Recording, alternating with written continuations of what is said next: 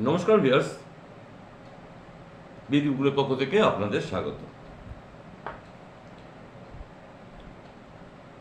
Viewers, আজ বৃহস্পতিবার। ভাবছি ভিউয়ার্স, এই বৃহস্পতিবার থেকে শুরু করে প্রত্যেক বৃহস্পতিবার শ্রী শ্রী স্বামী সৌপানন্দজিকে নিয়ে আমাকে আসতে হবে। তার কারণ ভিউয়ার্স, আমি আমার গুরুদেবকে নিয়ে মঙ্গলবার করে একটা প্রোগ্রাম রাখি। অখণ্ড সঙ্গীতা পাঠ বা উপদেশ বাণী পাঠ করে শোনানো হয় আপনাদের, সে 2-3 মিনিট।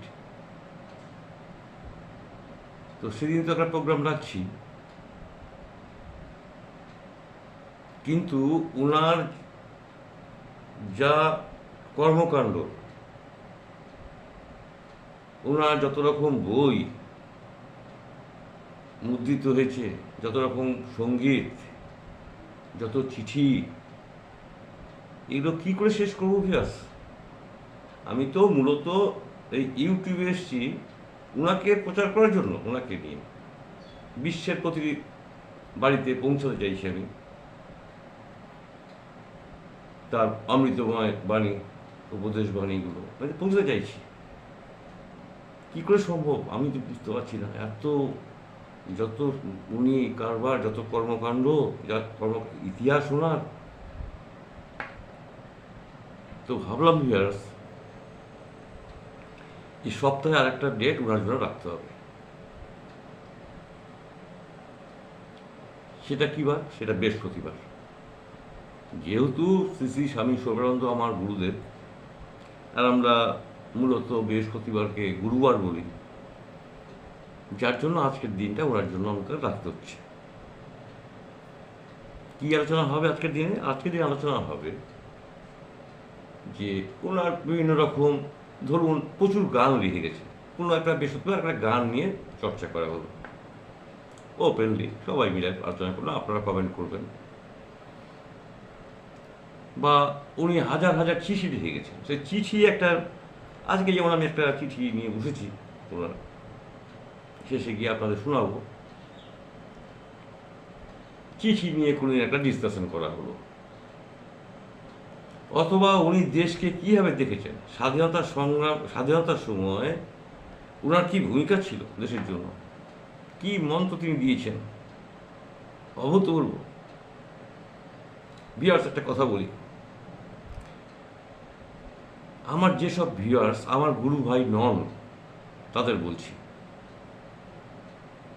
আপনারা ভাববেন না যে স্বরূপানন্দজি ওই তপস্যা করে সিদ্ধি লাভ করে আমাদের মন্ত্র দিয়ে বেরিয়েছে, না, এটা নয়, এটা আপনার ভুল ভাবনা হবে। উনি তো বিশাল মাপের মহাপুরুষ, তিনি তো ঈশ্বরকে লাভ করেছেন বিশাল, সব ঠিক আছে, উনি আমাদের দীক্ষা দিয়েছেন, সব ঠিক আছে, কিন্তু আপনারা যারা আমাদের গুরু ভাই বোন নন, আপনাদের বলছি যে ওনার কর্মকাণ্ডের পরিধি বা তার ব্যাপ্তি কতদূর আপনারা জানলে অবাক হয়ে যাবেন। নিজের হাতে ইট তৈরি করে সেই ইট দিয়ে ঘর তৈরি হয়েছে, আমাদের আশ্রম তৈরি হয়েছে বারাণসীতে, একটা আস্ত ইউনিভার্সিটি তৈরি হয়েছে গরিব ছেলে মেয়েদের জন্য। ওই নিজে মাথার রক্ত জল করে, শরীরের রক্ত জল করে, মাথার ঘাম পায়ে ফেলিয়ে ইট নিজে তৈরি করে, নিজে দালান গেঁথেছে। ভিউয়ার্স, এই হল একটা মহাপুরুষ, তাকে নিয়ে প্রচার করা চারটেই কথা নয়। তবু আমি চেষ্টা করছি ভিউয়ার্স, যে আমাদের গোটা বিশ্বে তো 700 কোটি মানুষের বাস।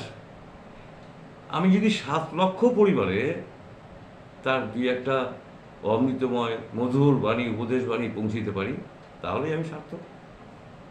যার জন্য আজকে আমি ইউটিউবে এসেছি। আমি কোনোভাবে যে চিঠি লিখে হোক বা ওই বই লিখে হোক, কলমের সাহায্যে আমি লেখনি ধরিনি, আমি একদম সরাসরি চলে এসেছি ইউটিউবে। তাকে নিয়ে তার বার্তা আমি পৌঁছিতে চাই। যাই হোক ভিউয়ার্স, আপনারা মাথায় রাখবেন যে বৃহস্পতিবার করে ওনাকে নিয়ে চর্চা হবে, সুব্রতজিকে নিয়ে চর্চা হবে। বিভিন্ন রূপে উনি আমাদের মাঝে আছেন, এখনও রয়েছেন। তাকে নিয়ে বিভিন্নভাবে বিভিন্ন রকম টপিকস নিয়ে এই বৃহস্পতিবার করে আসবো, এই জন্য আজকের দিনটা ধার্য করা হবে। তাহলে বৃহস্পতিবার দিন স্বামী সুব্রতকে আমরা পাচ্ছি, আর মঙ্গলবার দিনও তার অক্ষর সংহিতা আমি পাঠ করব, সেটাকে একটু টাইমটা বাড়াবো, 10 মিনিট করব। এই দুদিন গেল। রোববার দিন আমার স্বাস্থ্য বিচিত্রা, আর শনিবার দিন ঈশ্বর কথা। এই 4টে দিন একদম আমার প্রোগ্রাম সেট করা থাকলো, পাবেনি। থাকলো 3 দিন ভিউয়ার্স। এই 3 দিন আমি বিভিন্ন টপিকস নিয়ে আসবো, বিভিন্ন রকম ভিউয়ার্স আছেন আমার, তাদের জন্য।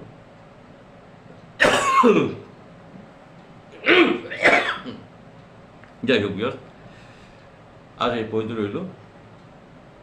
ও সরি, একটা চিঠি নিয়ে এসেছি আমি, চিঠিটা একটু পাঠ করি।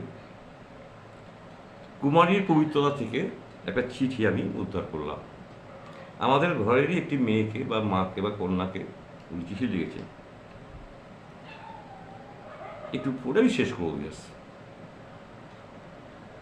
বলছেন, স্নেহের মা চিঠি লিখছেন, তোমার লক্ষ্যকে রাখো স্থির এবং তোমার ব্রতকে রাখো অটুট।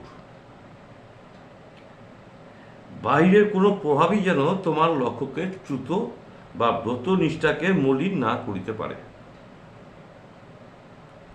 সৎ সাধু, নির্মল চরিত্র ও সুপবিত্র থাকিবার তোমার যে সুমহান সংকল্প, তাহার উপরে ক্ষুদ্রতম নিচতাকেও জয়ী হইতে দিও না। তোমাকে পবিত্রতার পথ হইতে অন্যদিকে টানিয়া লইবার কাহারও করামাত্র চেষ্টাকেও সম্ভব বা সফল হইতে দিও না। পাপ পঙ্কিল কোনো কিছুকেই সহ্য করিও না। অগৌরবজনক কোনো কিছুরই সহিত আপোষ করিও না। কাল এমনই তমসাচ্ছন্ন যে উপেক্ষিত সামান্য প্রশ্রয় জীবনের বৃহত্তম ভ্রান্তিতে পরিণত হইতে পারে। যাহা কিছু চকচক করে তাহাই যে স্বর্ণ নহে, এই বিষয়ে সকল সময় অবহিত থাকিও। এমন অসংখ্য মানুষ রয়েছে যারা প্রকৃত প্রস্তাবে পশুমাত্র এবং প্রথম সুযোগে ঝম্প প্রদান করিয়া পতিত হইবার জন্য উদ্যত ও অপেক্ষাবান। যে মুহূর্তে একটি পবিত্র চেতা বালিকা উপযুক্ত রূপ ও সতর্কা হইয়াছে, অমনি এই সকল পশু তাহাদের সুযোগের সদ্ব্যবহার করে। পুরা দস্তুর ভদ্রলোকের বেশে সজ্জিত এই সকল নরপশুর তাহাই হইতেছে বিরাট সুযোগ, যাহা হয়তো তোমার পক্ষে একটা সামান্য অনবধানতা। এই সকল পশুদিগকে বিশ্বাস করিও না, পরন্তু তোমার সমগ্র বীরত্বকে যে কোনো প্রকারে আকস্মিক বিঘ্নের সহিত সংগ্রাম করিবার জন্য সর্বদা প্রস্তুত রাখো। ভয় করিও না, দুর্বলতাকে নিবাসন দাও। তুমি যে সাহসী মেয়ে তার পরিচয় প্রতি পদক্ষেপে প্রদান করো। তাহাকে পদতলে নিষ্পেষিত করিবার দৃঢ় সংকল্প পোষণ করো। যতকাল তুমি যৌবন বিভামণ্ডিতা, ততকাল তোমার যে কোনো প্রশংসাকারীর পক্ষেও দেখিতে না দেখিতে তোমার পরম শত্রুতে পরিণত হইয়া যাওয়া আশ্চর্য ব্যাপার নহে। সর্বদা সতর্ক থাকো এবং এই বিষয়ে যাহার হাতে হাতে শিক্ষা পাওয়ার প্রয়োজন পড়িলে পাদুকা খুলিয়া তাহাকে নগদ দক্ষিণা দিয়া দেওয়ার জন্য তৈরি হইয়া থাকো। আশিস জানিও, ইতি আশীর্বাদ সর্বানন্দ। একটি চিঠি কুমারীর পবিত্রতা গ্রন্থ থেকে আমি উঠালাম, দিয়ে আপনাদেরকে উপস্থাপনা করলাম। এইরকম ভিউয়ার্স বিভিন্ন রকম বিবিধ বিষয় নিয়ে আমরা বিশ্বতর নিয়ে আলোচনা করব। আপনার সঙ্গে থাকবেন, পাশে থাকবেন। সবাইকে জয়গুরু সম্ভাষণ জানাই। আর সকালে সবাইকে বুক ভরা প্রাণ ভরা ভালোবাসা জানাই। সবাই ভালো থাকবেন। আজকের মতো গুড বাই।